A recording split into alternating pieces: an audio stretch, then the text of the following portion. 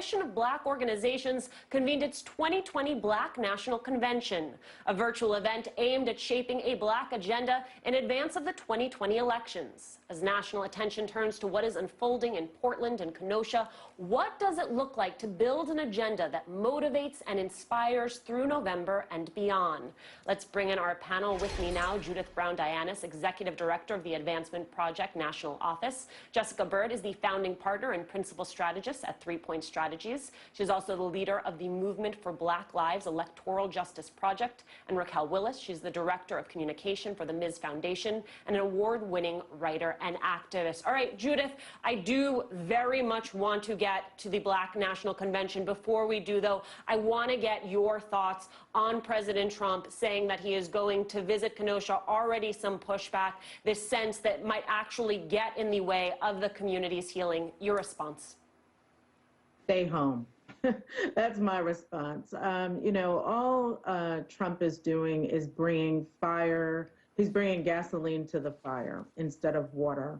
This is just going to make things worse. We already know that his constituency is already at peak sense of like anxiety and threatening people and taking action on that. Like, let's not forget that 2 people were killed. We don't say their names very often, Mr. Huber and Mr. Rosenbaum, who were killed by a so-called vigilante. And so there is no need for Trump to be on the scene. It's not going to help. The lieutenant governor already said early, Mandela Barnes said, no, don't come. The governor is saying, no, don't come. But this is about politics and smoke and mirrors for him. It's about the opportunity of the optics of it all for him, for his constituency, which are the white supremacists. Jessica, as I watch what's happening in Portland, as I watch what's happening in Kenosha, to me it both underscores how important it is to have a proactive standalone agenda, and also underscores how easy it is to get pulled into a reactive model. So tell me what you were hoping to accomplish with this Black National Convention and why it is important in a moment like this.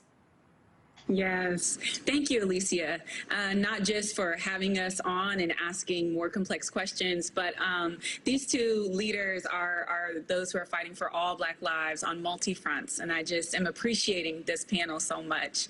The Black National Convention was really an inheritance. In 1972 in Gary, Indiana, over 10,000 Black people converged to really debate and dialogue and principled struggle about Black political ideology.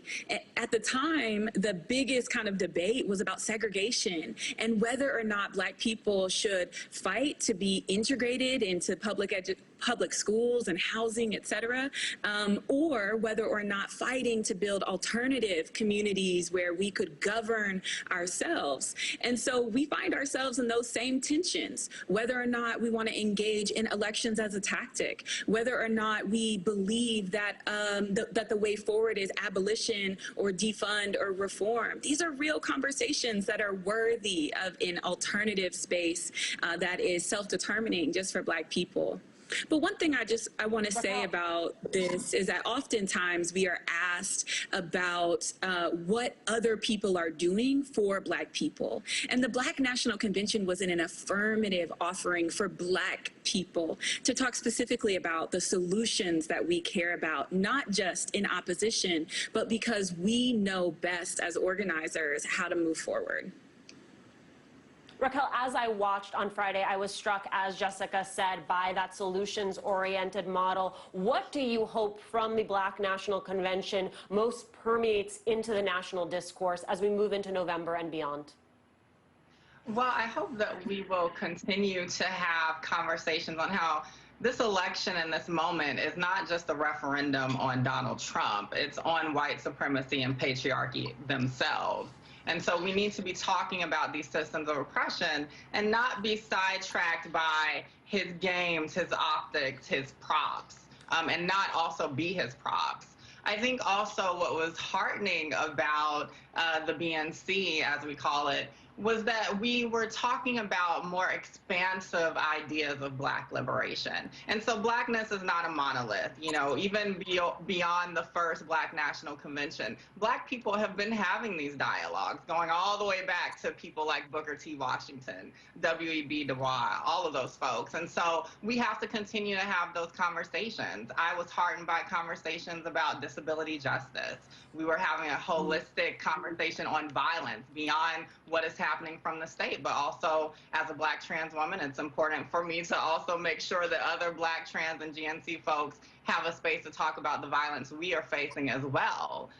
And so I think that it was powerful, and we have to continue to do that.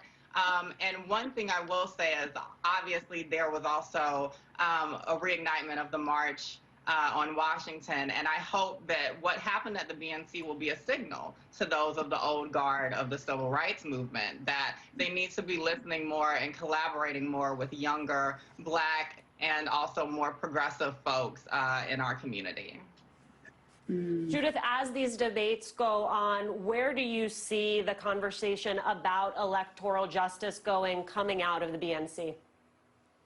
Well, I think what we were trying to do was arrive on like this vision, and it is a beautiful vision, right? It is a vision that is inclusive. This is one of the beautiful things about the convention, and hats off to Jessica Bird and her team who put this together, because it really was this testament to all Black Lives Matter. And so the idea of the fact that we should all be part of this political system, that we all have voice and agency. And I think at the end of the day, what we're talking about with regard to electoral justice is that we have to lift our voices, that this is our time, that November we will be heard, and we will continue to be heard after that, and we have a plan and a vision.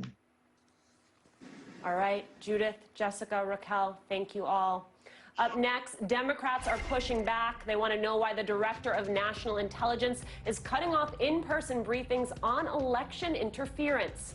Plus, hour after hour of conservative speakers boil down to 30-second digital ads. How the Republican convention will live on until November.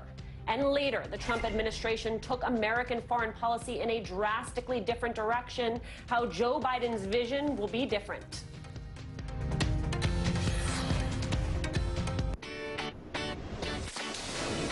Summary.